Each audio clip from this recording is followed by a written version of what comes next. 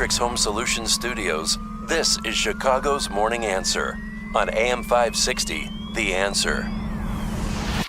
Listen to AM 560 The Answer online at 560theanswer.com, on the AM 560 mobile app, on your Alexa-powered smart speaker, and on TuneIn, iHeart, and on Odyssey. This is Chicago's Morning Answer with Dan Proft and Amy Jacobson on AM 560 The Answer.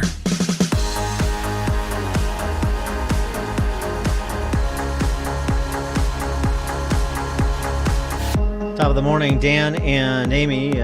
Text from 773. Your show is like a stand-up special this morning. You singing, plantation shutters, 28-year-old child brides, a man declaring himself the strongest woman. I'm cracking up. Yeah, that's because I'm the white Dave Chappelle.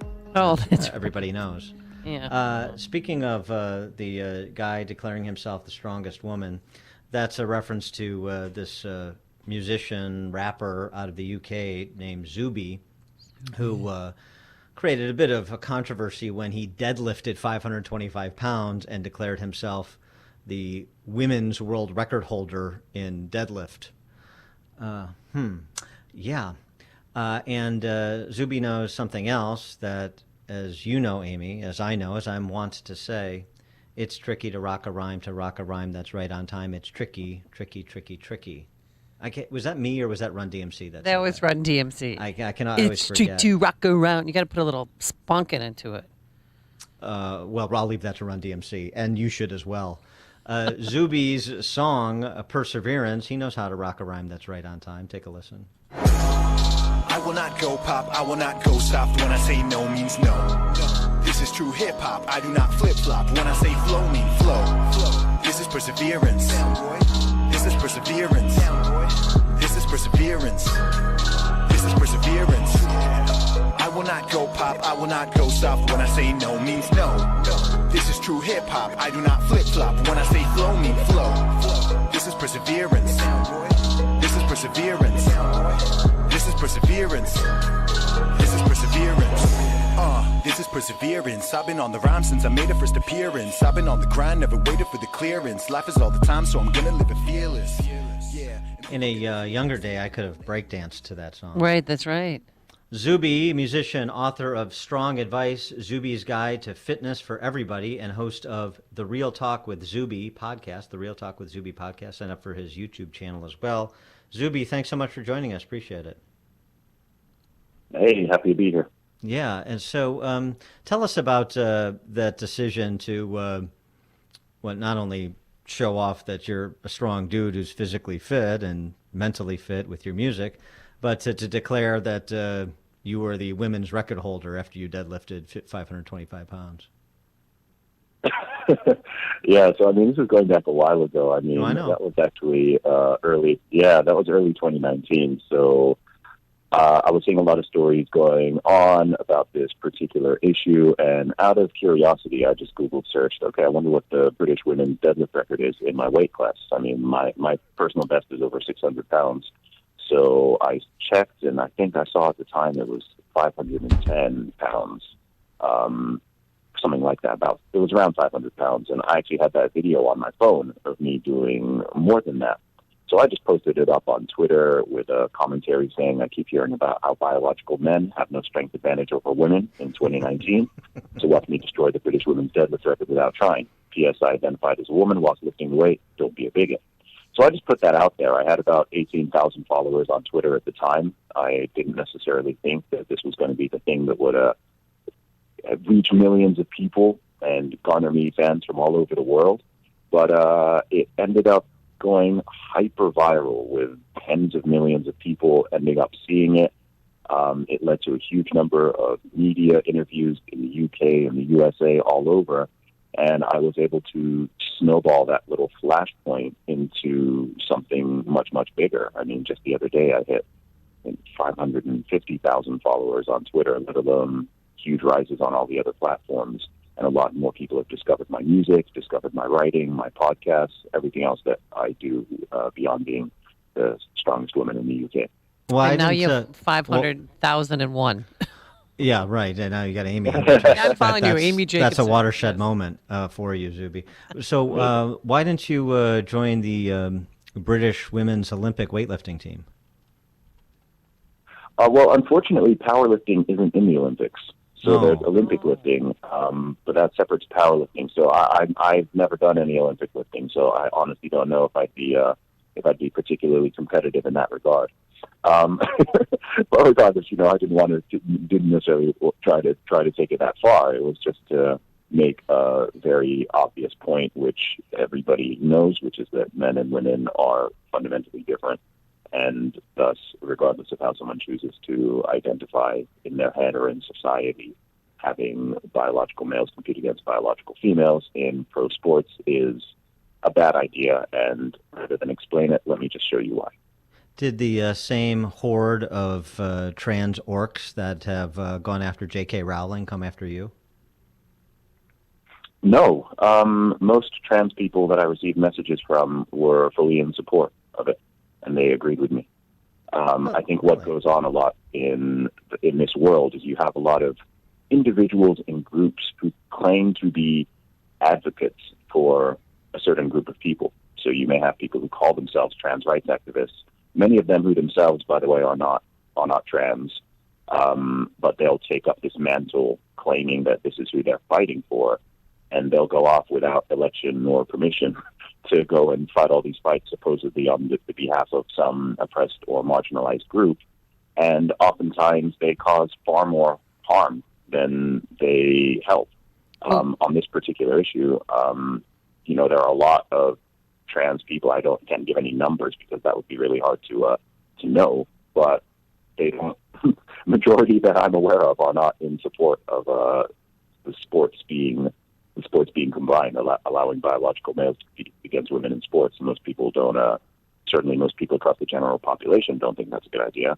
But I think even amongst people who identify as transgender, many of them also don't think it's a good idea because they still recognize biological reality. Well, speaking of the transgender community, what do you think of what's happening to Dave Chappelle? I mean, he's trying to get his documentary film out there, and he's been canceled by everybody but Netflix. Yeah, well, he hasn't been canceled at all. He hasn't been canceled. It's an attempted cancellation. You can only be canceled by your own audience. So a bunch of people on Twitter getting angry and sending mean comments, or even a few people out in the streets protesting, that doesn't represent even 1% of the population. Dave Chappelle is doing very well as far as I can see. His special is doing well. I'm sure he's making a lot of money for Netflix. They're advertising him massively. I think more people are talking about it, so they've given him a huge signal boost. And, Dave Chappelle cannot be canceled. Not everybody is cancelable. So I think that the move is impotent. So, people can yell and they can scream and they can rant and they can rave, which also, by the way, shows that he was over the target. I mean, if someone has like a legitimate criticism against that, then that's one thing. But if people are just, as we in the UK say, throwing their toys out of the pram, just, throwing a hissy fit because they're sort of upset or angry, then it doesn't really matter. Comedy is supposed to be funny. Comedy pokes fun at all sorts of different individuals and groups. Dave Chappelle pokes fun at everybody. I haven't actually seen the special yet myself, but I'm 100% certain, knowing Dave Chappelle, that was not the only group that he poked fun at. Right. But that seems to be the only one that's where this reaction is happening. So, if anything, that seems to prove the point he was making. In the wake of the assassination of that conservative member of parliament a couple of weeks ago, there were some calls from politicians to crack down on social media. The censors come out, and there's the pro forma statements about civility of our discourse and so on and so forth. Are you concerned at all that some of the less small L liberal elements in British society will use terrible incidents like that murder of that MP to further curtail freedom of expression in the UK? It's possible. I don't know. I don't know if it will go that far. But I think that, I'm a huge fan of civil discourse. I'm a practitioner and advocate for civil discourse. I'm also an advocate for essentially absolute freedom of speech. And I think that with rights come responsibilities. So when I say that I'm an advocate for freedom of speech, this does not obviously mean that I support everybody's words or that I like the things that everybody says. But the thing about freedom is that it's messy.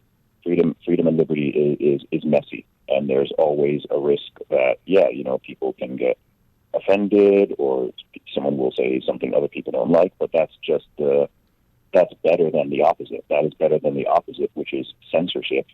And, having some arbiter, perhaps in the government, who's deciding what can and cannot, or what must be said. That's a far more dangerous situation. And you see this around the world. I mean, one thing that makes countries like, certainly the USA, the USA is the one country, I believe, that really does freedom of speech properly.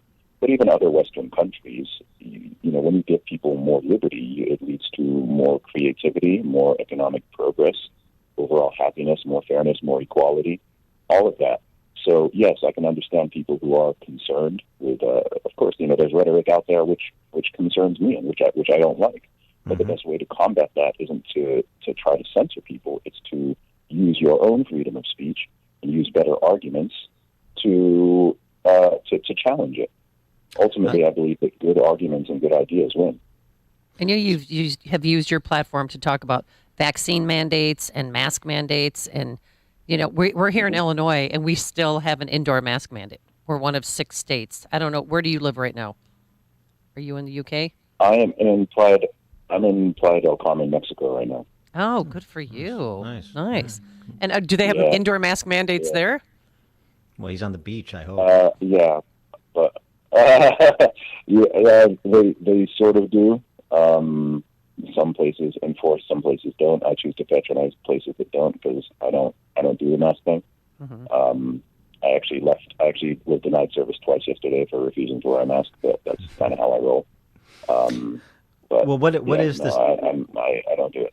What is the situation? Talking about freedom beyond just expression, because we're having these conversations, as you know, over here too. The right to earn a living, for example, with vaccine mandates. Yes. What is the situation on the ground in Britain? In Britain, so as far as I know, I haven't been to the UK since June, so I haven't been in the UK for quite a while. So when I left, there were still restrictions and there was still the mask mandate in place. As far as I'm aware, the UK doesn't have any sort of hard vaccine mandates. It's the UK has actually dropped pretty much all of the restrictions. Well, let me not say the whole UK. England has dropped all of the restrictions as of a couple months ago. Mm-hmm. They're still sort of toying with this idea of vaccine passports and potential future lockdowns and things like that, which is still a concern. But as it stands, as far as I know, I've got family and friends there. The UK is mostly back to normal for the most part. I know they've got the vaccine passports in Wales and perhaps in Northern Ireland, but England has not done that. But it's this kind of potential thing that's looming over people. I don't know which way it's going to go. But if you look at other European countries, let alone, certain parts of the USA, Canada, Australia, New Zealand, I've been concerned. I've been concerned from March 2020 about the government overreach on this. And last year, a lot of people thought I was crazy when I was saying it would get this far. But unfortunately, I've been proven correct. Is your disposition to use your musical talents to offer essentially public policy and cultural commentary, or is this something that's just driven by exigent circumstances of COVID and other related matters along the line of liberty? That's a great question. I mean, I've never set out to be a liberty fighter or freedom fighter of any sort, but I'm somebody who can't be silenced I'm someone who can't be silenced in the face of something that I think is, just very ethically wrong, or which totally goes against my values or principles. A large majority of people will be quiet or silent, certainly publicly, about things that they are concerned of or things that they think are wrong. But to me, doing that is a level of complicity. And I understand from history and just from real life currently that if you choose to be silent in the face of that, then things continue to get worse. So whether you're talking about me putting out that deadlift tweet or doing my Twitter commentary or lots of these interviews and podcasts I do, it's all about putting my view out there. And I know when I put my view out there, I'm putting the view of millions, of billions of people also out there who happen to agree with me, but maybe they aren't able to articulate it the way I can, or they don't have the size of a platform that I do. So to me, it's really an ethical compulsion. It's not something that's sort of part of my business plan, or something I really set out to do when I chose to become a musician and a public figure to some degree. It's just somewhere that I've ended up, and there are not a lot of people with my size of following, let alone larger ones, who are willing to speak out on this issue on the side that I speak out from, which is simply a position of liberty and freedom. It's not anti-anything. It's simply pro-freedom. It's anti-something. It's anti-authoritarian. Yeah, no, I mean, people with big audiences like yourself, and even bigger audiences like Eric Clapton and Van Morrison, who've weighed in on this. It's super important. It doesn't take the place of ordinary people also making their voices heard, but you're in a position, and obviously Clapton and Van Morrison in positions to have a disproportionate impact because of the following you have, and hopefully that encourages others to find the courage to behave similarly. Exactly. He is Zuby, musician, author of Strong Advice, Zuby's Guide for Fitness for Everybody, and the host of Real Talk with Zuby, podcast Real Talk with Zuby. Sign up for his YouTube channel as well, and just follow him on Twitter like Amy and I am. Yes. Zuby, thanks so much for joining us. Appreciate it. You're so welcome. I appreciate it. Thank you. Thank you. Enjoy Mexico. And he joined us on our turnkey.pro answer line. This is Chicago's Morning Answer. Your show keeps me alive during the week. There's nobody I'd rather listen to between 5 and 9 in the morning than you guys. On AM 560, The Answer. This view was worth a hike. Right? And it's a good way to stay on top of my health. Yes, I'm Cologuard, a prescription colon cancer screening option for people 45 plus at average risk. Have you screened for colon cancer? Not yet. Don't wait. It's more treatable when caught in early stages. Tell me more. Cologuard is non-invasive and it's used at home. It detects altered DNA in your stool